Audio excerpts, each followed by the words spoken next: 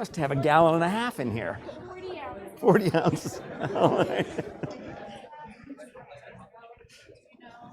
So today what we're going to do is we're going to start, and this is going to be the section on the endocrine system, and the topic will be the endocrine system, hormones, their secretion, and their receptors.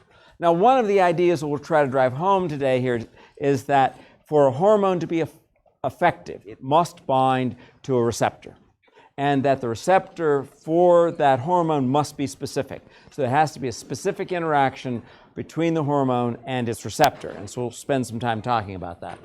But when we think about the generalities of the endocrine system and the endocrine response, we're going to divide this into three major categories.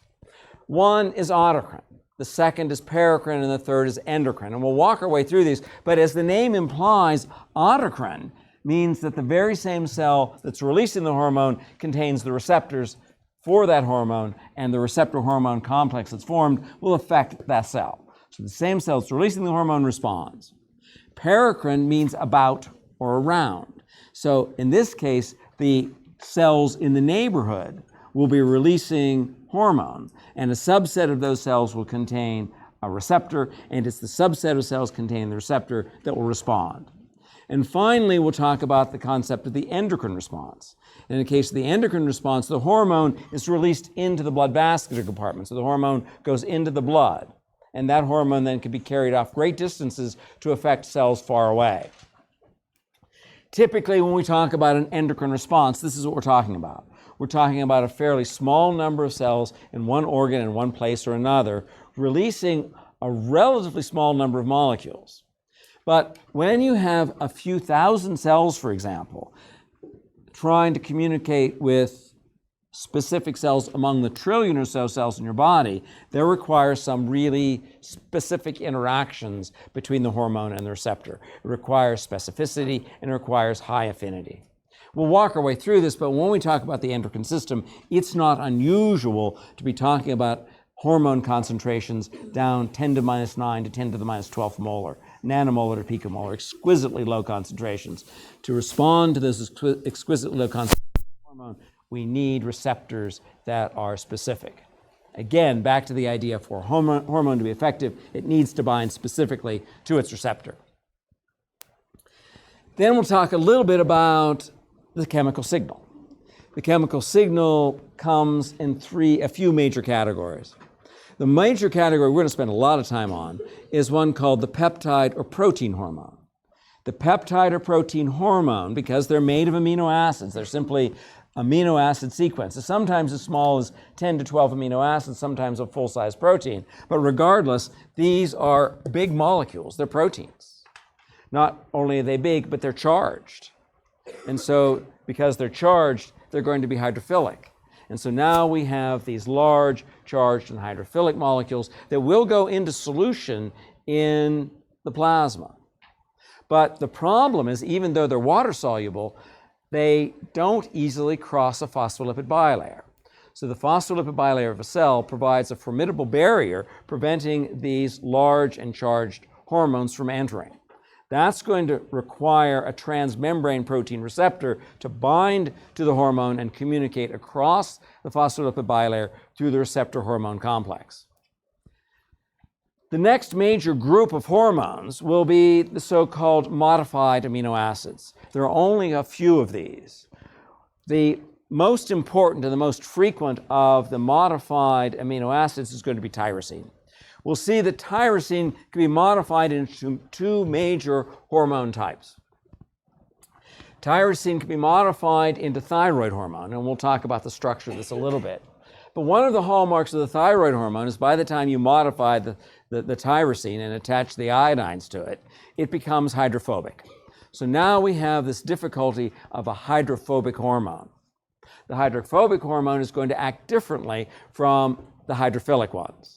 Now, it's true that tyrosine can also be modified into this hydrophilic group of hormones, dopamine, epinephrine, and norepinephrine.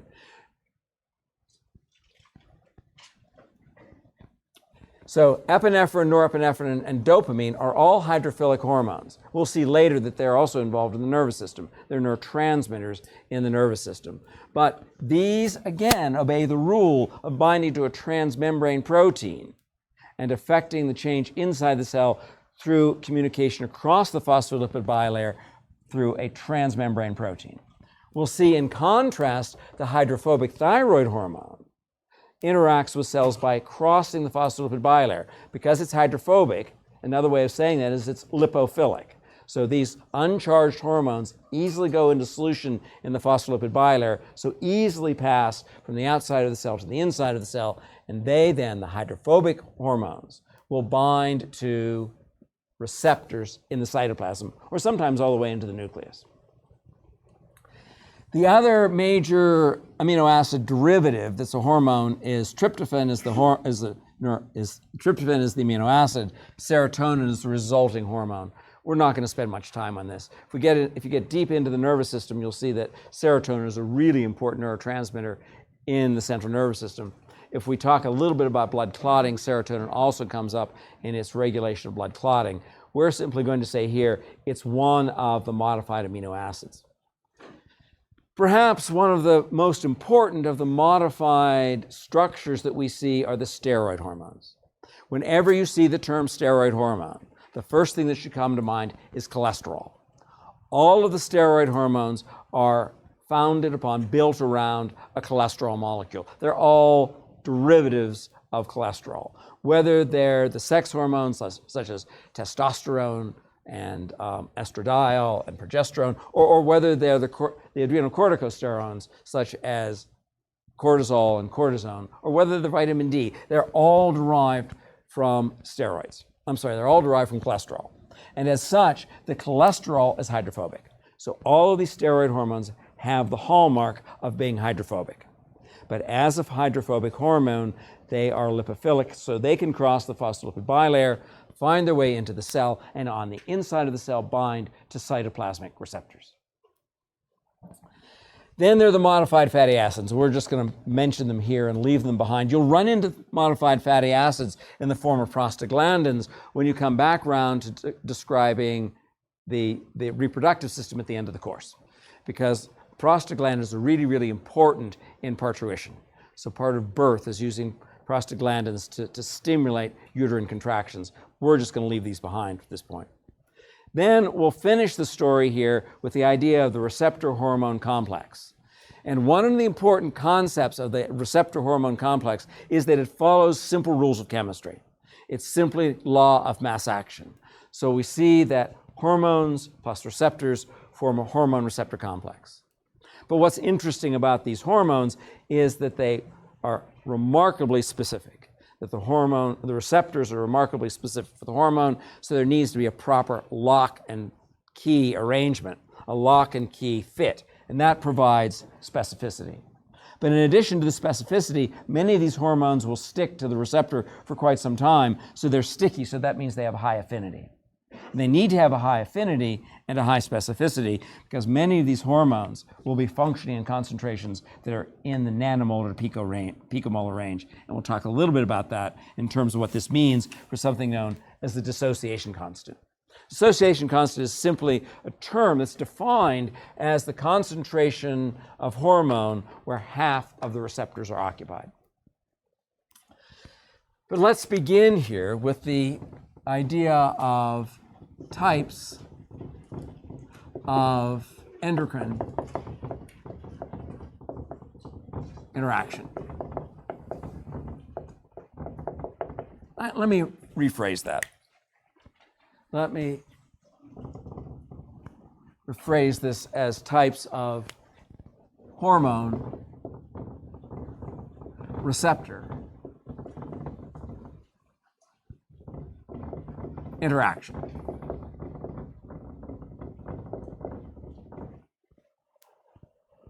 We'll begin here with the idea of autocrine.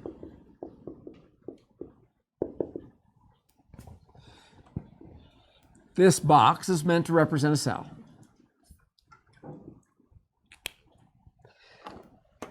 This is a cell that synthesizes and secretes hormone. So we'll basically say we're going to package hormone, in this case into vesicles. The vesicles will fuse with the plasma membrane, and these hormones in the shape of a star are now going to be released from that cell. But what's interesting about this is that this very same cell that's generating the hormone, the very same cell that's generating and releasing the hormone, has transmembrane proteins here.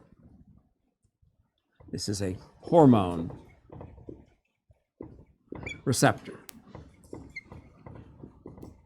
And the three-dimensional shape of that hormone receptor is such that it can accommodate, it will bind this hormone. So this is the hormone. We could say it's the secreted hormone. And the secreted hormone binds to the receptor, but that receptor is on the very same cell. Because we have to have a hormone binding to a receptor to get the response, this is autocrine. The cell that releases the hormone responds to it. But that response is dictated by the availability of the receptor on the same cell. If you had a receptor here for another hormone, say a hormone that was released by a cell far away, but that hormone was shaped as a sphere rather than one of these stars, because this doesn't fit with the receptor, there's no response. So in other words, for a cell to respond to a hormone, it must have receptors for that hormone. In this particular case, the very same cell which is releasing the hormone is responding to it. And here in the middle is the second case. It's called paracrine.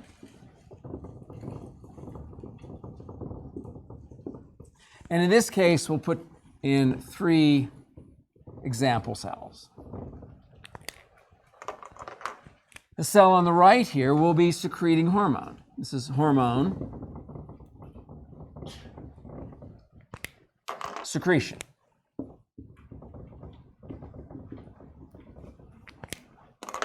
So we're releasing these hormones into the outside world. This cell that's releasing the hormone doesn't have any receptor. And perhaps the neighboring cell doesn't either, but a cell a couple of cells away has a receptor here that has the appropriate shape to bind the hormone. So again, we can form a hormone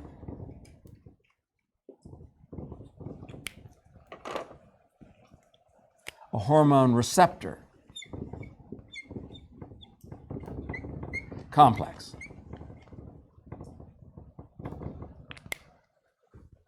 This cell is now the responding cell.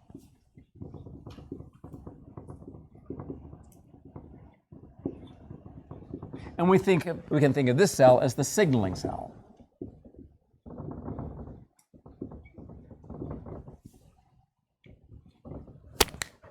So the signaling cell is releasing the hormone. The responding cell has the appropriate receptor for that hormone and will respond because it can bind to that receptor, can bind to that hormone specifically.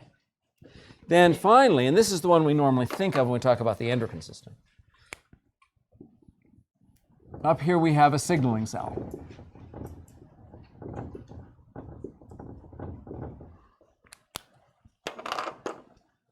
But then right next door to that signaling cell, I'm going to draw these parallel lines and label that as a capillary.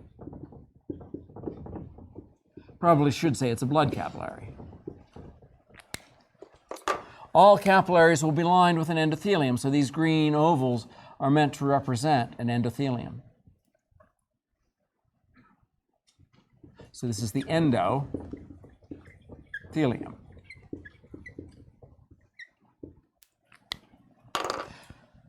But now the hormones here, and I'll just make these as squares, that the hormones that are being released from this cell go out into the extracellular space. Then they cross the endothelial cells and they get into the blood. So this is now hormone in blood. Now that hormone can be carried far, far away. In fact, a little later we'll find hormones being released in the pituitary just at the base of the brain, affecting cells in the gonads. And so this is a long distance communication system. So when we talk about the endocrine response,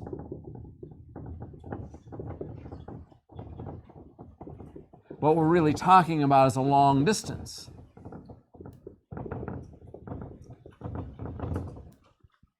Chemical communication system.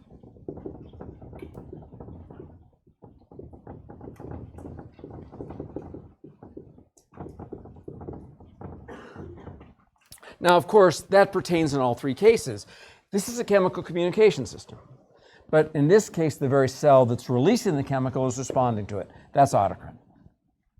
This, again, is an intercellular communication system. This cell, the signaling cell, is communicating to the responding or receiving cell by releasing the hormone, and the receiving or responding cell now has to have the appropriate receptor to respond.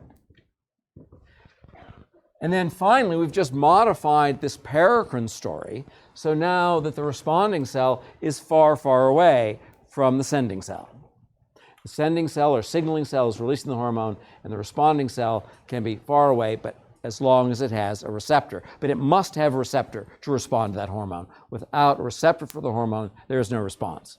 I was just going to ask, how does the hormone get into the capillaries? So the question is, how does the hormone get into the capillaries? Well, mostly by diffusion.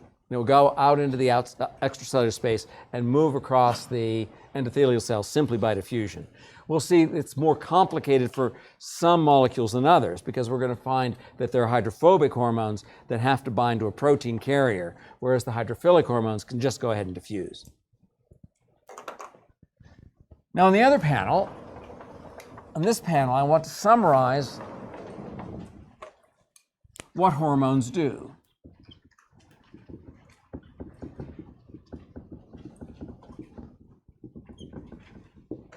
Really, what we're talking about here is the cellular response to hormones.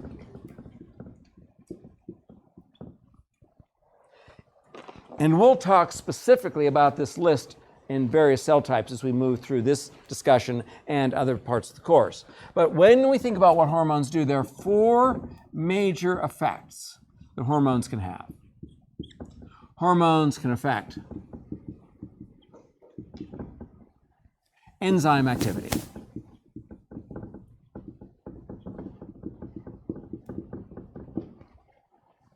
We'll see on Monday that one of the major enzymes that will be affected by hormones is something called adenylyl cyclase. We're going to generate a molecule of cyclic AMP, which will be a really important intracellular signal. But there are any number of enzymes that these hormones can affect. The second effect that we can see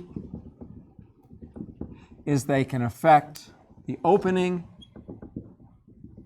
and closing of ion channels.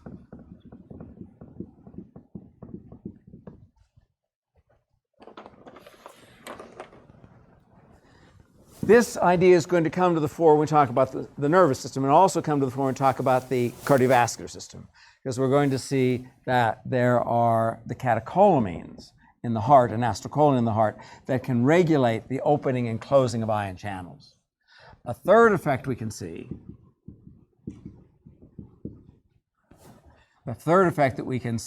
is regulation of endocytosis and exocytosis.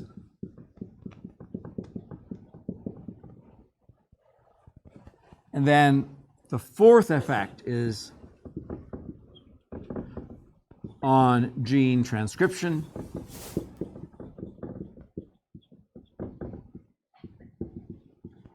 and translation.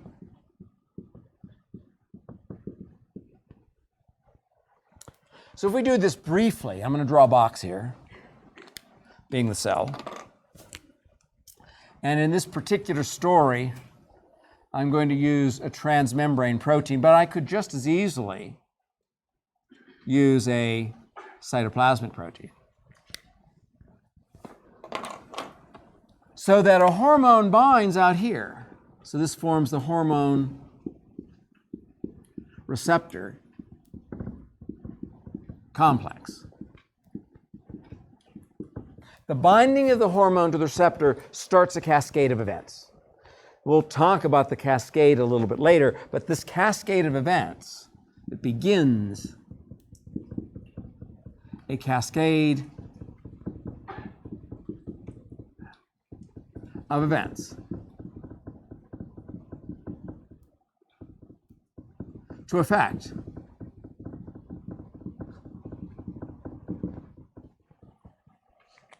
enzyme activity,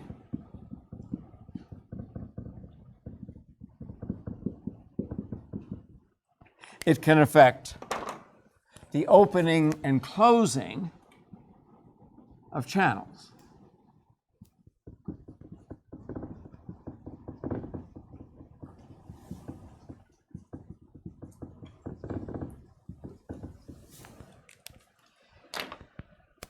It can regulate exocytosis and endocytosis.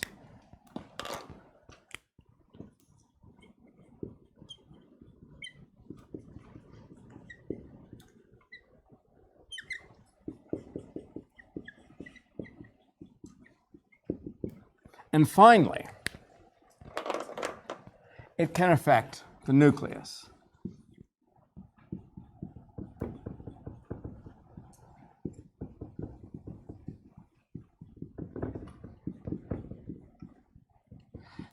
Nuclear effects through gene transcription and translation.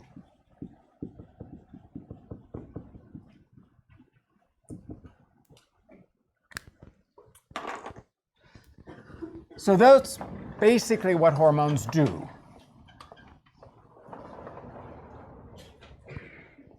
Let's step back for a moment here then and describe the families of hormones.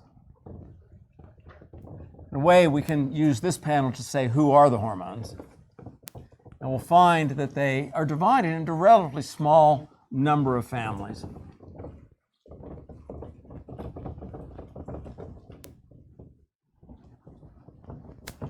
And that depending upon the characteristics of the hormone, the receptor characteristics will differ.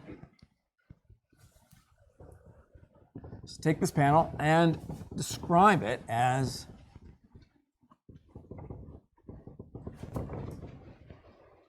hormone types or families.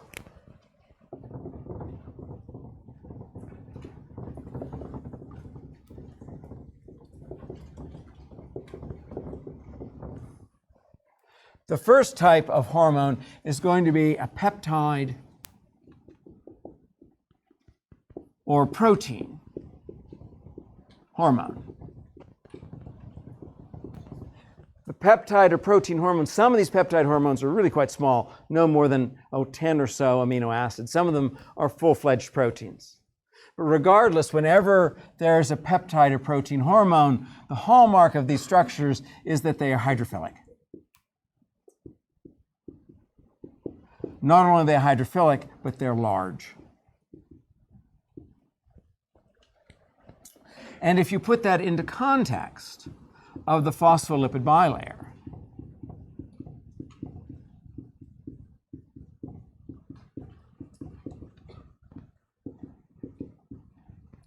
and to imagine out here in blue, there's this hormone, which is hydrophilic and charged and big. It's not easy for this hormone, with its charge, to pass through the hydrophobic tails of the phospholipid bilayer.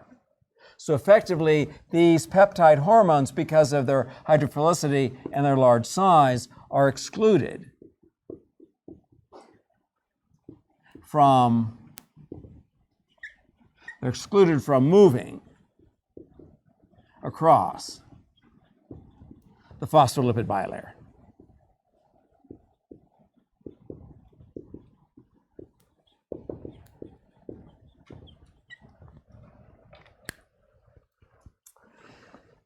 But yet we know that they initiate a cascade of events to do that list of things we put on the upper board. So how do we get communication from the outside of the cell to the inside of the cell?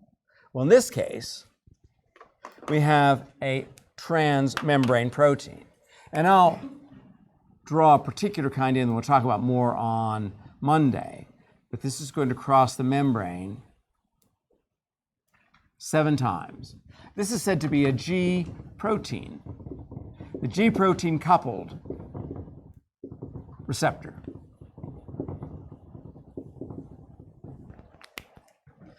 But now in this case, there's a 3-dimensional shape out here on the extracellular side of this receptor. And that 3-dimensional shape of that receptor fits perfectly with the 3-dimensional shape of the hormone, such that the hormone fits into the receptor. When the hormone fits into the receptor, there's a cytoplasmic change in the structure of the receptor, and that starts the cascade of events we have in the upper board.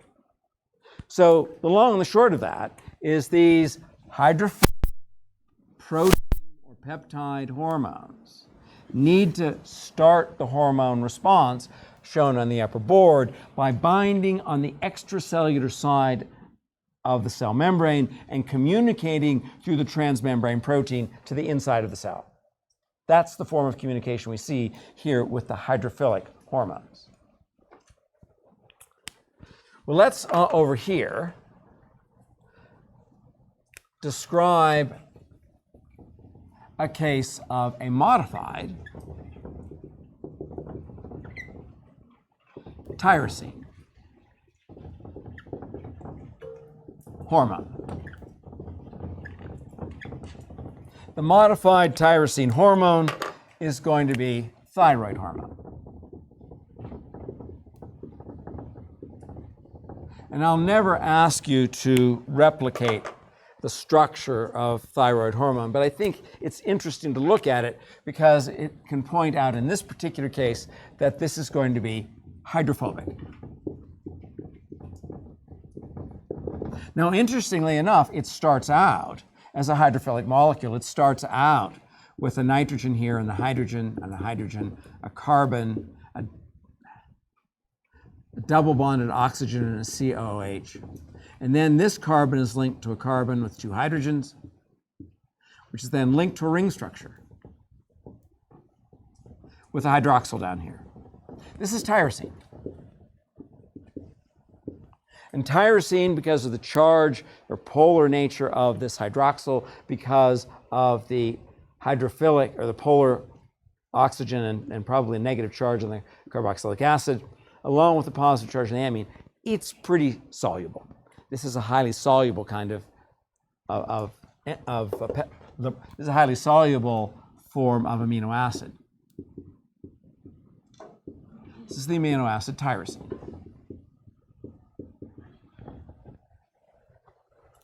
But the modification we see in thyroid hormone is one that makes it hydrophobic.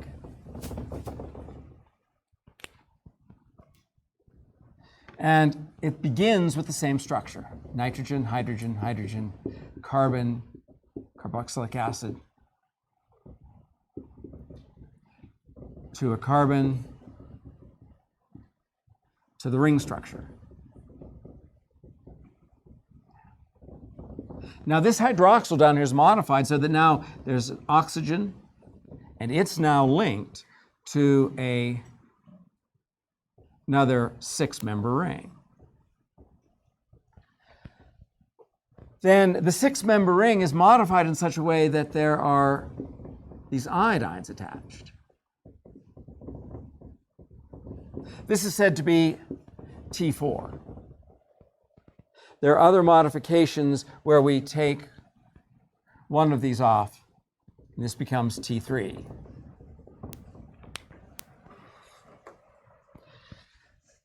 In any event, when we put on the iodines, we now make this molecule hydrophobic. We take away all of its polar nature, we take away much of its charge, and so this now becomes hydrophobic.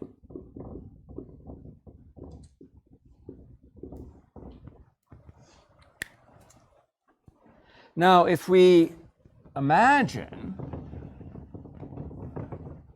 a phospholipid bilayer.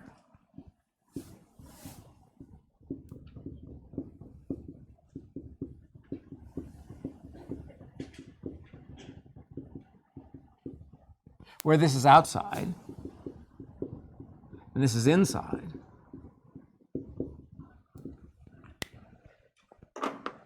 This hydrophobic molecule of thyroid hormone, and I'll just make it kind of a hexagon, I won't put the whole structure together. This hydrophobic molecule now can pass right through the phospholipid bilayer. Now it's true, these hydrophobic molecules require a protein transporter in blood. In other words, when these hormones are released, once these hormones are released, they'll bind to a transport protein.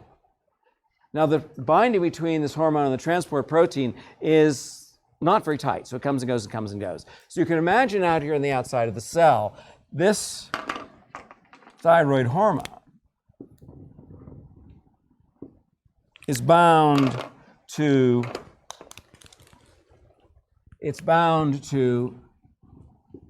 a protein transporter.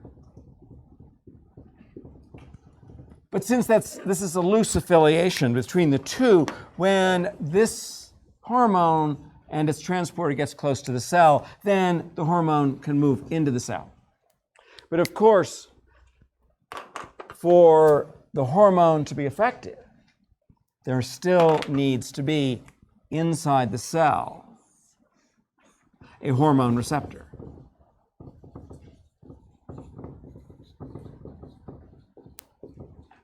But this hormone receptor is a cytoplasmic.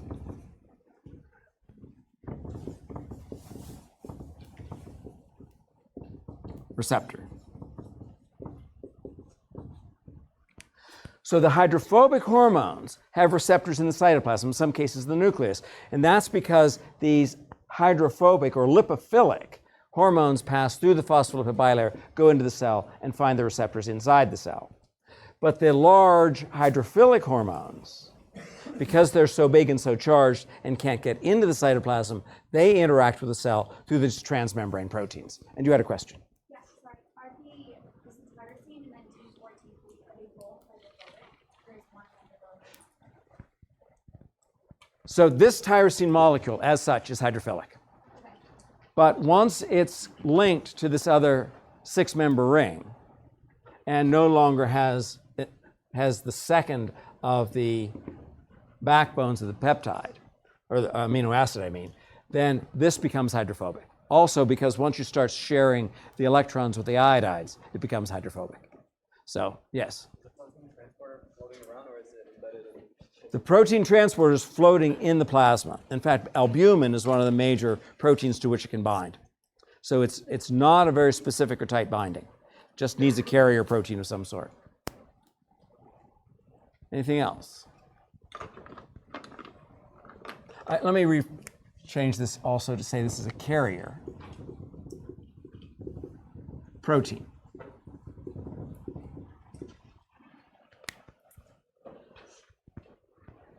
But now let me point out that the major difference here with these tyrosine-derived hormones. This tyrosine-derived hormone is hydrophobic, so it must interact with a hormone receptor. But you remember we said in the introduction that an important tyrosine-derived hormone are the catecholamines.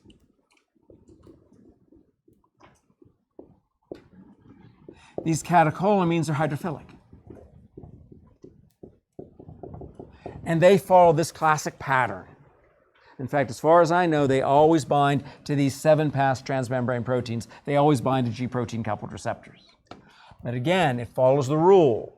If you're as a hormone are hydrophilic, you bind to transmembrane protein receptors. If you as a hormone are hydrophobic, you'll cross the phospholipid bilayer and bind to cytoplasmic receptors. This idea of the hydrophobic hormone is further emphasized when we talk about the next great category of hormones. And in fact, in many cases when we talk about hormones, it's this category of hormones that comes to mind. And this category of hormones are the steroid hormones. And the idea of the steroid hormones that we're going to emphasize here is that all steroid hormones are derivatives of cholesterol. And cholesterol as a ring structure is hydrophobic. So all steroid hormones are going to be, because of their derivation from cholesterol, will be hydrophobic. Steroid hormones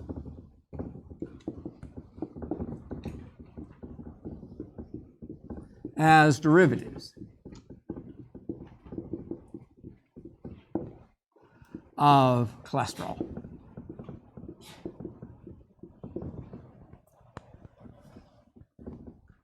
Now, I'll never ask you to reproduce this structure, but I think it's worth taking a moment to look at.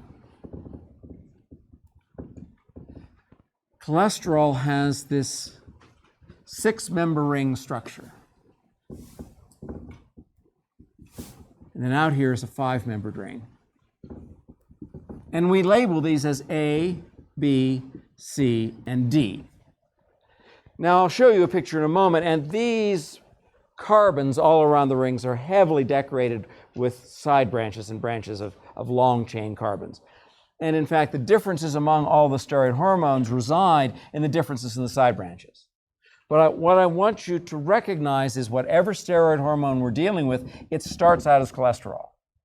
And it doesn't matter whether we're talking about this group, the so-called adrenal cortical hormones. And the adrenal cortical hormones include cortisol, and they include cortisone, and they include one that we'll talk about later in the kidney called aldosterone. But whenever you see this sterone term, that tells you it's some form of a derivative of cholesterol. The other major group that we see is derived from cholesterol are the,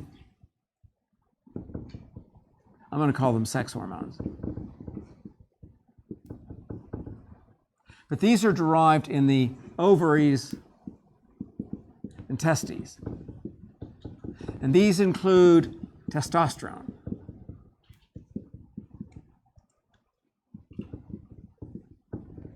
And they include progesterone. And a third one called estradiol. Now, there are many derivatives of those, and when you get to the section on reproduction, you'll talk about those derivatives. But let me just show you this quickly and point out something we talked about yesterday.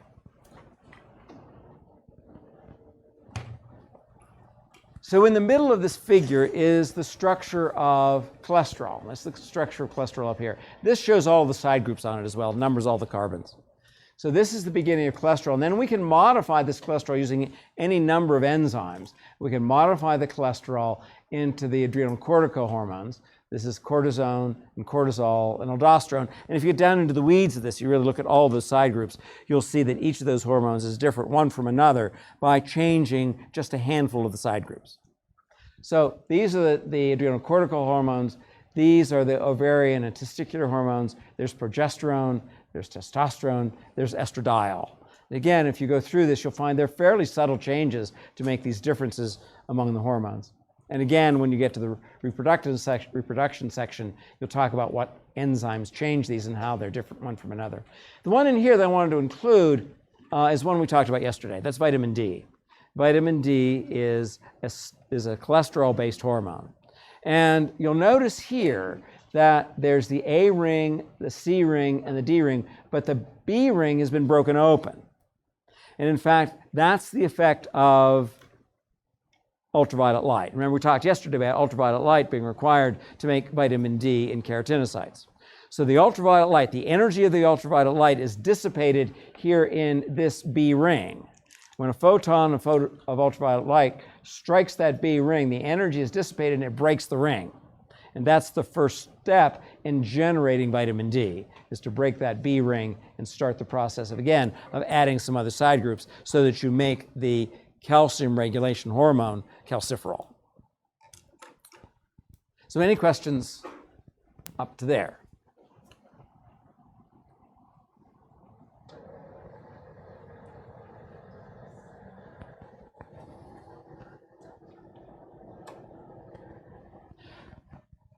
Yes. What were the adrenal cortical hormones? Is that referring to the ring? So the adrenocortical hormones contain the full complement of the ring structure of the cholesterol. All of those differ one from another by a few side groups, but they're all released from the adrenal cortex. Now, cortisone and cortisol are important in a stress response. Cortisol and cortisone are in many cases, and we'll see a little later in digestion, one of their roles is to bind to adipocytes to begin to release, basically to mobilize fats to make sugars. And also they'll have an effect on the liver where they'll release glucose from glycogen. But nonetheless, those are all steroid hormones. Those are the stress responses, and the sex steroid hormones affect sexual differentiation and menstruation and all that. Now, one of the things I want you to hold on to is that these guys are all hydrophobic. So and the rules that we talked about for thyroid hormone also apply here. Such that when we have the phospholipid bilayer,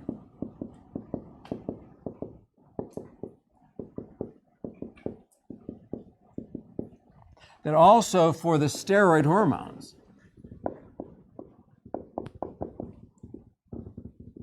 the steroid hormones require a carrier protein.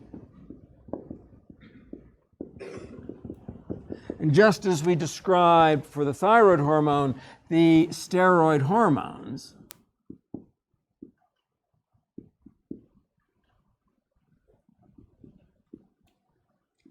these guys can cross right through the phospholipid bilayer. They're so hydrophobic that they're easily solubilized in the phospholipid bilayer. They can leave their binding to the carrier protein, become solubilized in the phospholipid bilayer, and move into the cell. Again, inside the cell, there's going to be this protein, which is a steroid hormone receptor.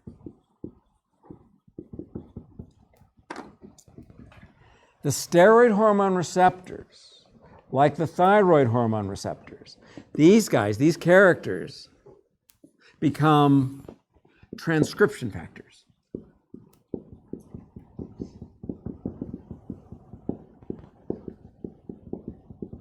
We'll see on Monday how the hormone will bind to a certain region of this protein. And this protein then will go to the nucleus. And then in the nucleus, the hormone bound to this protein becomes a proper transcription factor. It's a portion of the transcription factor group of proteins that bind to the DNA and recruit RNA polymerase to begin transcription of a new mRNA molecule. So one of the major claims to fame of all of these steroid hormones is that they regulate gene transcription and translation. They will turn on and turn off genes. It's one of the important things that they do. So any questions to there? If not, let's then spend a little bit of time on the idea, the concept of hormone receptor specificity. We'll take this panel and we'll describe it first in sort of generic terms and then try to put some quantification to it.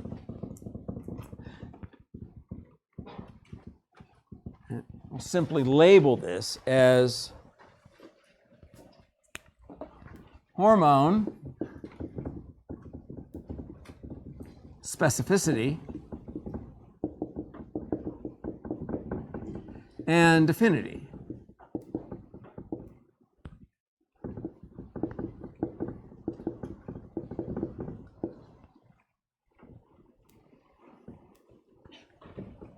For receptors.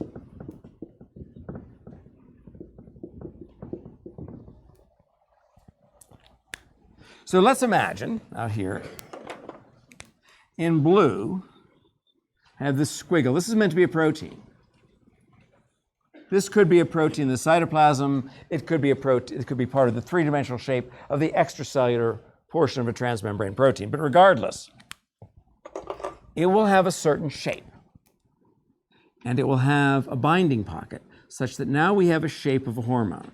This could be one of the steroid hormones. It could be one of the hydrophilic hormones, where this is now the hormone.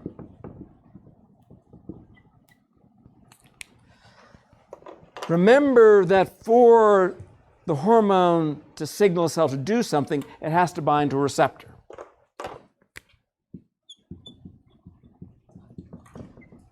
Remember, for the hormone to be effective, it must fit into the receptor specifically. So there needs to be a specific shape such that we have a kind of lock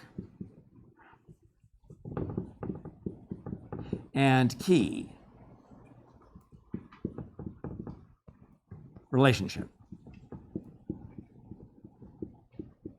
That's just a way of saying there needs to be a three-dimensional fit between the hormone and the receptor. But in addition to the three-dimensional fit, the binding pocket and the hormone will have corresponding charge.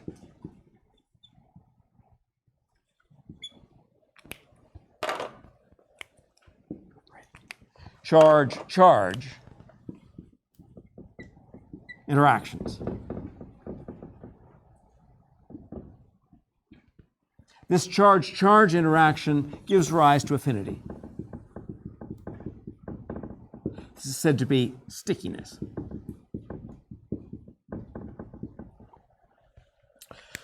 So these hormones first have to have a three-dimensional fit into the receptor. So part of their specificity comes from the three-dimensional fit. But for them to be effective, they have to be retained and bound to the receptor for some period of time, and that's the concept of affinity. There's a stickiness between the two. So the idea of the hormone receptor complex formation, that is the law of mass action. The law of mass action says that the hormone concentration plus the receptor concentration gives rise to a hormone receptor complex of a particular concentration. And because these are not covalent bonds, they're charge-charge bonds, these reactions go in either direction. So they bind and unbind.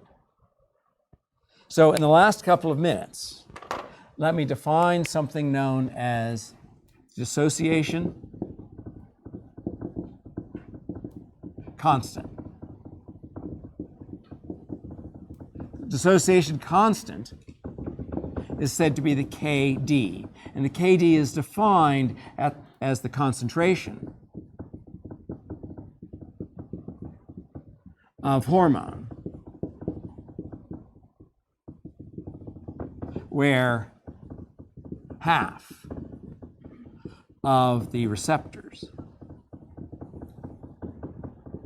are occupied.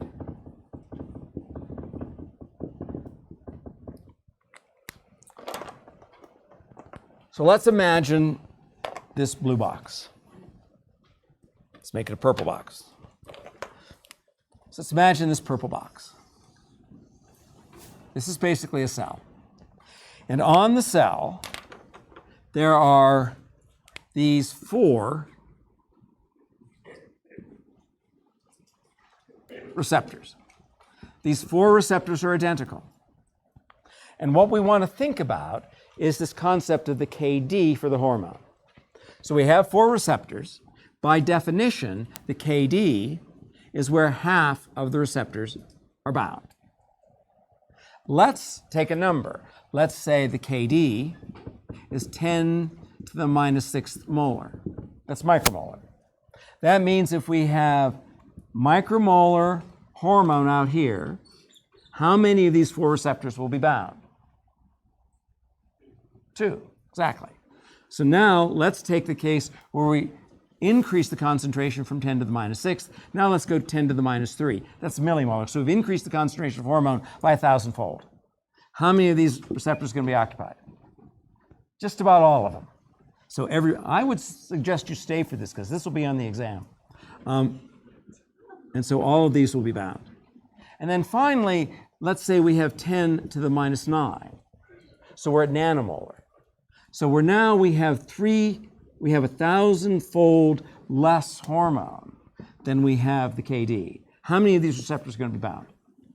1 at most, probably hardly any. And you can actually do these calculations if you get down into the mathematics of it. But all I want you to hold on to is the idea of a KD is where half of the receptors are occupied, and if you have a great excess, everybody will be occupied, all will be saturated, and if you don't have very much, only a few will be occupied. But even so, many of these hormones work at concentrations of 10 to the minus 9th molar. I'll let you go with that. Have a great weekend. We'll talk about this again on Monday.